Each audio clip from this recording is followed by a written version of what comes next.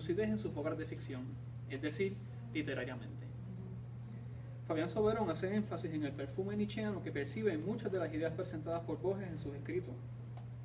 María del Carmen Rodríguez Martín establece que Borges y Nietzsche creen que los cimientos de toda estructura de conocimiento se construyen sobre el error, creando un mundo irreal constituido por metáforas, y que el proceso de abstracción, que sirve de matriz para la generación de estas, solo es útil para darle un orden eficaz a la realidad, no para definirla. Jacques Derrida nos da un buen punto de partida teórico en la mitología blanca, donde discute la importancia de la metáfora en los textos filosóficos, y arguye que la mitología de Occidente pretende situarse en una posición privilegiada al llamarse razón. Derrida establece que las metáforas son como monedas con inscripciones desgastadas, en las cuales el significado primitivo de las palabras se pierde por la economía de la síntesis del conocimiento. Dicha degradación etimológica se da en el pasaje, o en la transformación, de lo físico a lo metafísico, redundando en el olvido de que el vocabulario del ser humano se construyó a partir de lo sensible. Por tanto, el discurso filosófico es inseparable de la actitud metafórica que lo organiza. El pensador argelino cita a Nietzsche para definir la verdad como un ejército de metáforas y metonimias que reflejan nuestra relación con la realidad y no la realidad en sí. En la genealogía de la moral, el filósofo alemán compara el proceso de autobúsqueda con el siguiente suceso hipotético.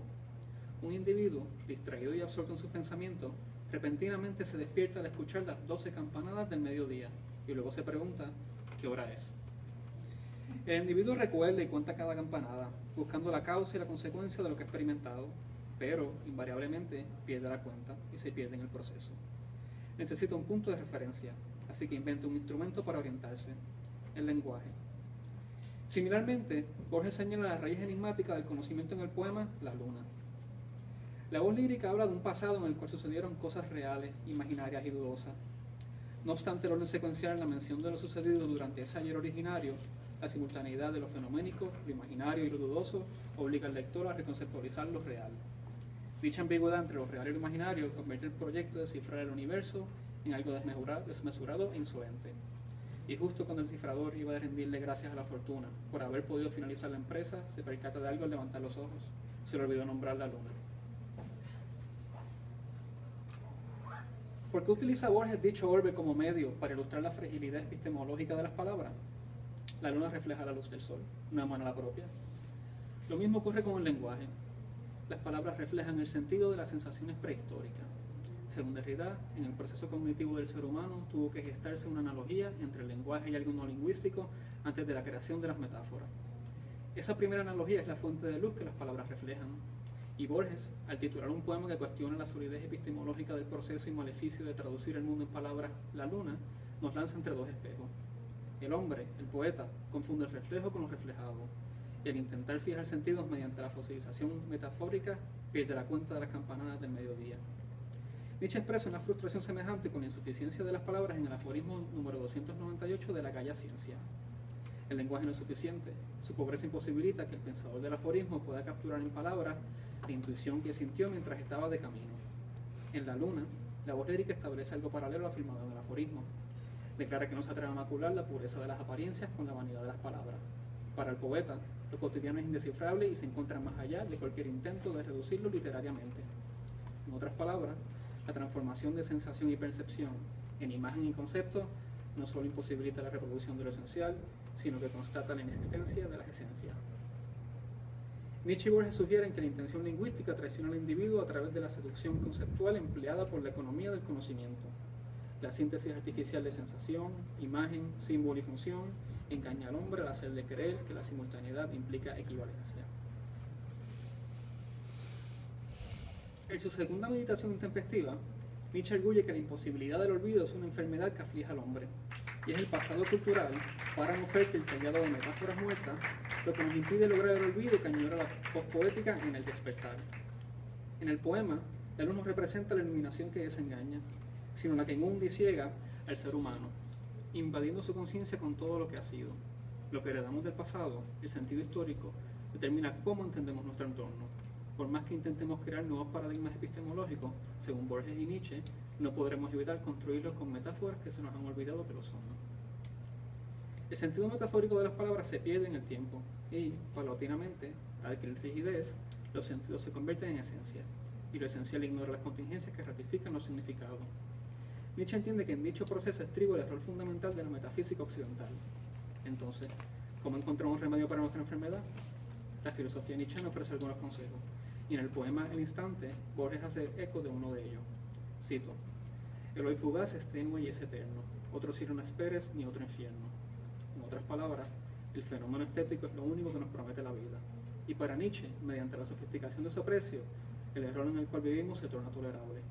Tanto el filólogo como el poeta nos exhortan a encontrar placer en la expresión artística de la incertidumbre.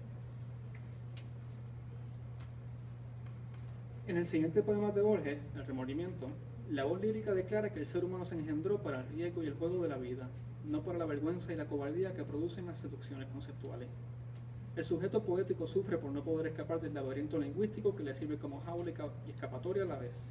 La conciencia, entiéndase la habilidad de crear abstracciones mentales representativas del mundo fenomenal, según Nietzsche, fue lo último en desarrollarse en el organismo humano, y por tanto es nuestro componente menos fuerte y sofisticado.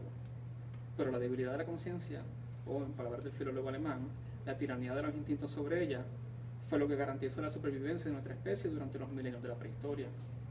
El hombre no se podía dar el lujo de filosofar en cuanto a las exquisiteces de las virtudes del ser o no ser mientras batallaba con un depredador. Por tanto, durante miles de años, nuestro aparato cognitivo estuvo sumergido en necesidades imperativamente biológicas. Sin embargo, y con algo de ironía, se han invertido los roles.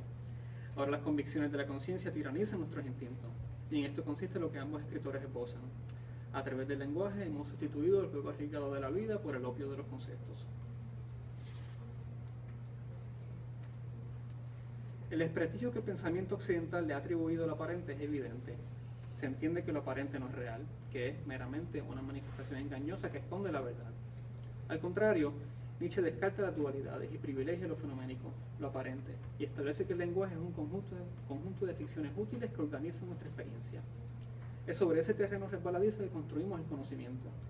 Por eso, el narrador del cuento borgiano, Trond Bar Orbistertius, cataloga la metafísica, la raíz de la filosofía occidental, como una rama de la literatura fantástica. Esta, al igual que la poesía, se construye con metáforas y metonimias a través de las cuales se desplazan los sentidos que el ser humano les atribuye con el fin de organizar la realidad, sin percatarse de que se está organizando a sí mismo y no a su entorno. Cada palabra convierte cada entendimiento en un cadáver, en un sentido momificado con el cual podemos hacer una de dos cosas: elevarlo míticamente al rango de esencia, inmortalizándolo en una convicción, o reconocerlo como un intento fallido e imperfecto de introspección exteriorizada.